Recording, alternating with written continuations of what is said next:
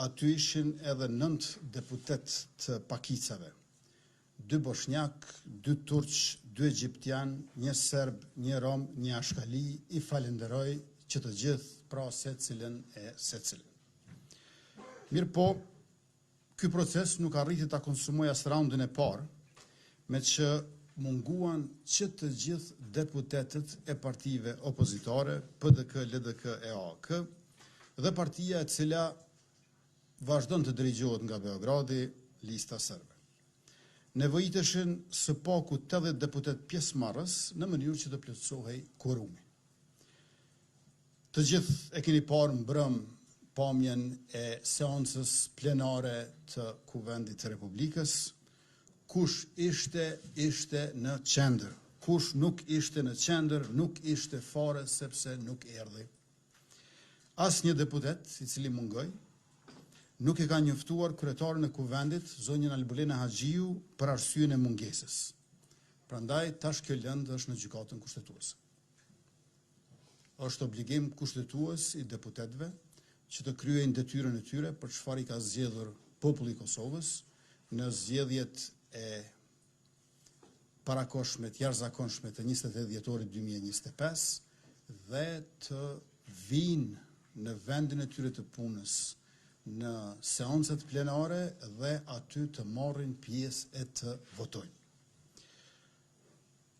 Tash ndodhemi në një situatë kur unë nuk besoj që mund të flasim për zgjedhjet e reja pa e thënë fjalën e vetë gjykata kushtetuese, meqense kemi mos pajtime dhe kërkesë para tyre. Ata kanë një materie të cilën tash duhet ta trajtojnë. Deputetët që u zgjodhen për 4 vjet në legjislaturën e 10 nuk i mbushën as 4 javë të detyrës së tyre dhe sot mëngjes unë njoftuam nga mediat që me dekret është shpërndar Kuvendi. Neni 86, paragrafi 6 i Kushtetutës parashikon se Kuvendi shpërndahet nëse në votimin e tretë asnjë kandidat nuk zgjedhet president, pra asnjëri nga kandidatët nuk i merr 61 vota. Ne nuk kemi mbrirë atje. 2 kandidatë ishin mbrëm, Glau Konjufsa dhe Fatmire Mulhaxha Kolçaku, mirë po nuk u konsumua as raundi i parë e LRM i tretë. Nga formulimi i kësaj dispozite, pra neni 86 paragrafi 6, del qartë se shpërndarja e Kuvendit lidhet drejt për drejt me përfundimin e procedurës votimit. Pra pasi të jenë zhvilluar 3 raunde votimi dhe votimi i tretë të ketë dështuar për të zgjedhur presidentin. E mbrëm, ne vetëm sa filluam me raundin e parë e kurs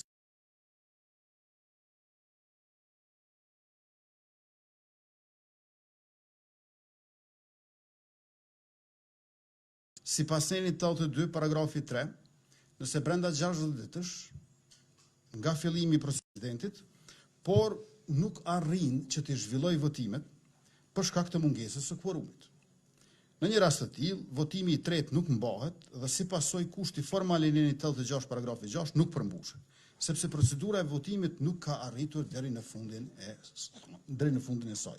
Për këtë arsye, vetëm mbi bazën e kësaj dispozite mund të bëhet shpërndarja e Kuvendit. Duhet të ketë dështim në raundin e tretë që të shpërndahet Kuvendi dhe të përgatitemi për zgjedhjet e reja. Megjithë këtë, mungesa e kvorumit mund të krijojë një bllokim procedural që e pengon Kuvendin të përfundojë procesin e zgjedhjes së presidentit. Për të shmangur një bllokim të tillë institucional, Kushtetuta parashikon mekanizmin pra të nenit 82 paragrafi 3, i cili vendos kufirin maksimal prej 60 ditës nga fillimi i procedurës. E nëse brenda këtij afati presidenti nuk zgjedhet, atëherë krijohet baza kushtetuese për shpërndarjen e Kuvendit dhe shpalljen e zgjedhjeve. E ju e dini që sot është data 6 mars, nuk është data 5 maj. Po të ishte data 5 maj, atëherë do të ishte arsyeshme që filloi procesi i zgjedhjes së presidentit, u përmbush kriteri garës Glau Konjufsa, Fatmire Mulhaxha Kolçaku, 60 ditë nuk arritet që ta zgjedhet, filluat me datën 5 mars, Ja ku jemi të data 5 maj dhe rrjedhemi shpërndat kuvendi. Mirë po nuk jemi pas datës 5 mars në 5 maj. Pas datës 5 mars, sot jemi në 6 mars. Dhe nuk është përmbushur kriteri prej 60 ditësh. Nëse votimi i tretë, vetëm në rast se mrrim të votimi i tretë, nëse votimi i tretë nuk është zhvilluar sipas nenit 86 paragrafi 6, por kanë kaluar 60 ditë, nga fillimi i procedurës shpërndarje e kuvendit mund të mbështetet në nenin 82 paragrafi 3. Nëse nuk është zhvilluar votimi i tretë, sipas nenit 86 paragrafi 6 dhe njëkohësisht nuk kanë kaluar 60 ditë nga fillimi i procedurës sipas nenit 82 paragrafi 3, atëherë nuk ekziston baza kushtetuese për shpërndarjen e kuvendit. Në një situatë të këtillë, dekreti për shpërndarjen e kuvendit dhe shpalljen e zgjedhjeve nuk është kushtetues, sepse kompetenca për shpërndarjen e kuvendit mund të ushtrohet vetëm në rastet e paracaktuara shprehimisht nga kushtetuta. Andaj, të dashur qytetarë, të nderuar gazetar, kjo përbën edhe një tjetër lëndë për gjykatën kushtetuese. Le të presim me qetësi dhe durim, ndërkohë që qeverisi mbar e mirë si gjithnjë. Mirë po, ajo që më duhet të pararoj, se na u pamundësua, është një seancë e kuvendit për sot pasdite. Në orën 14 ka qenë planifikuar që kuvendi të mbajë edhe një seancë në të cilën do të ratifikojë pamundësohet realizimi i këtyre projekteve dhe përfitimi i 121 milion eurove për qytetarët e Kosovës. Të dashur qytetarë, të nderuar gazetar, unë më herët kam pa gatishmëri për zgjedhje, por nuk kam pa zell për zgjedhje, treja, të përsëritura. Tash po shoh edhe zell për zgjedhje, treja, të përsëritura, të cilët do të na marrin kohë më shumë. Do të mund të jenë zgjedhje, nuk do shoh qysh tash se qysh do të mund të jenë edhe zgjidhje, për shkak se bëhet fjalë për kvorumin prej 80 deputetëve vendosall që duhet ta sigurojmë bashkërisht të gjithë. Nuk mund presim që fillojmë zgjedhjet e reja në fushata të përsëritura, ku tash duhet të themi që unë i marr 80 deputet spaku. Pra, nuk është çështja të 61-shi, është çështja të 80-shi, që i bie 2/3. Dhe në këtë situatë unë nuk besoj që zgjedhjet e përsëritura janë zgjidhje e re. Përkundrazi, do të ketë një lloj vazhdimi të agonisë legjislative, institucionale në përgjithësi, që është e panevojshme përveç se e padrejtë. Dhe spaku zgjedhje do të kushtojë 10 milion euro. Vështirë të nxjerremi edhe me i palë zgjedhje tjera pa 10 milion euro. Për ta përsëritur rezultatin. Mund të ketë ndonjë lëvizje të vogël, po nuk shoh diferenca të mëdha. Prandaj po e presim aktgjykimin e gjykatës kushtetuese në mënyrë që për brenda këtyre 60 ditëve, duke filluar nga mbrëm, ta përmbyllim procesin e zgjedhjes së presidentit të Republikës. Prej se e kemi votuar buxhetin në lexim të dytë, unë jam përpjekur me krejt çfarë mundem me di që të merrem vesh me partitë opozitare. Dhe më duhet të them që atmosfera tash është ndryshe. Qasja e kryetarëve të opozitës që i kam takuar, edhe të PDK-s, edhe të LDK-s, është ndryshe prej vitit 2025. Atmosfera është konstruktive, diskutimet janë korrekte. Dhe unë i falenderoj edhe kryetarin Bedri Hamza, edhe kryetarin Jomir Abdigjiku për këtë qasje të re. Tash edhe takohemi edhe bisedojmë. Me kryetarin Hamza jam takuar 2 herë, me kryetarin Abdigjiku jam takuar 3 herë. Vjen keq që nuk kemi takuar në 3 ditët e fundit. Pra, që nga partje nuk pranonin që të takoheshim më. Unë u thash që nuk ka ndonjë gjë të keqja, ndonjë dëm nëse takohemi.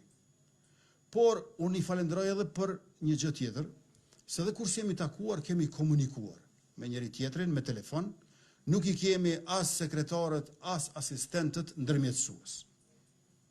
Pra, midis 2 kryetarëve të partive opozitare, PDK-s dhe LDK-s, dhe meje nuk ekziston ndërmjetësuesi. Dhe kjo është një shej mirë i parlamentarizmit, i bashkëpunimit politik në Republikën tonë. Por atmosfera e mirë nuk garanton marrëveshje, nuk sjell hapa konkret dhe ky është realiteti që ne jetojmë ne sot.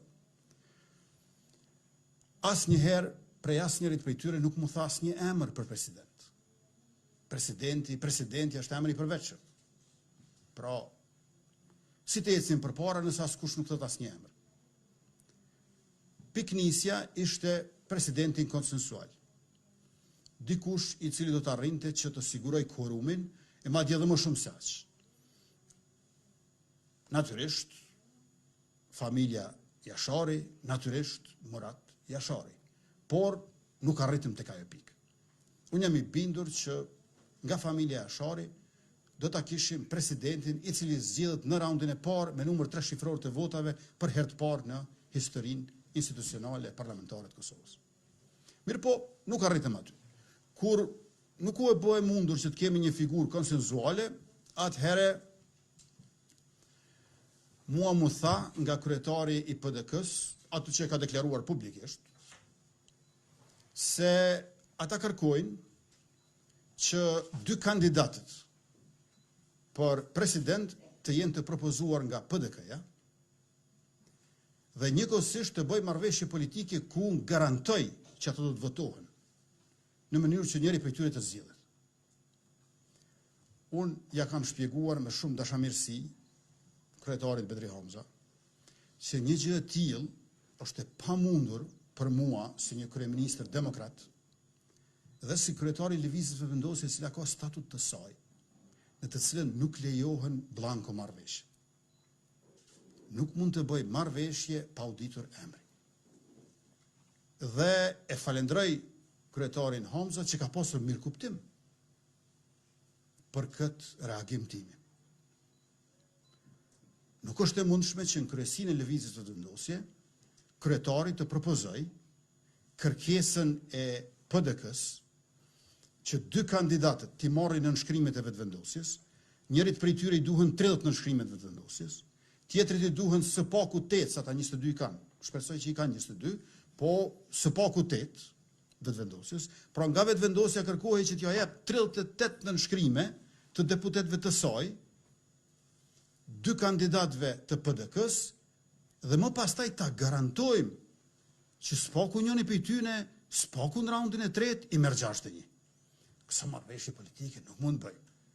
Përbes njeriu këso marrëveshje vështirë bëj me vetveten. Lere më me dikë tjetër, e lere më me dikë nga një parti rivale tjetër.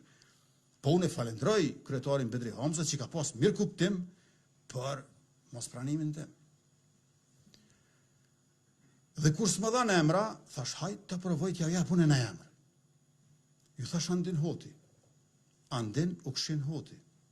Duke pas parasysh për i familjes që vjen, Ukshin Hoti është unik. Për nga filozofia politike, ne nuk kemi një mendje tjetër të ngjajshme, jo vetëm në Kosovë, por në barë kombin shqiptar që nga lufta e dytë botërore e këtej.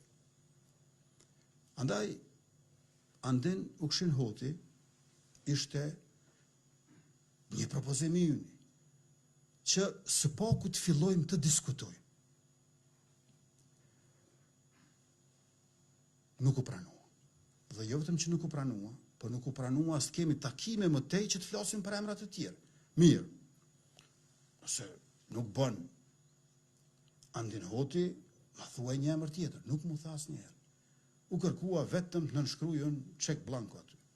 Marrëveshje pa emra, po me zotim absolut. Më vjen keq, po s'është e mundur.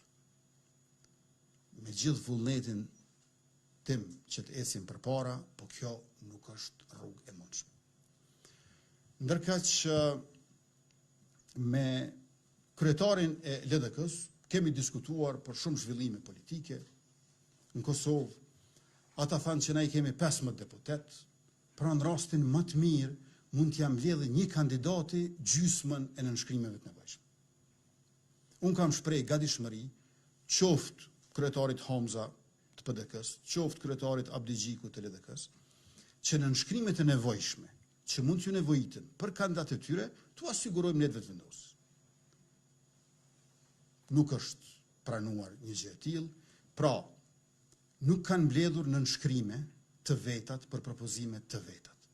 Nuk kanë dhënë në nënshkrime të vetat për propozime të tjetërkuj. Nuk kanë pranuar në nënshkrime tonat për propozime të tyre.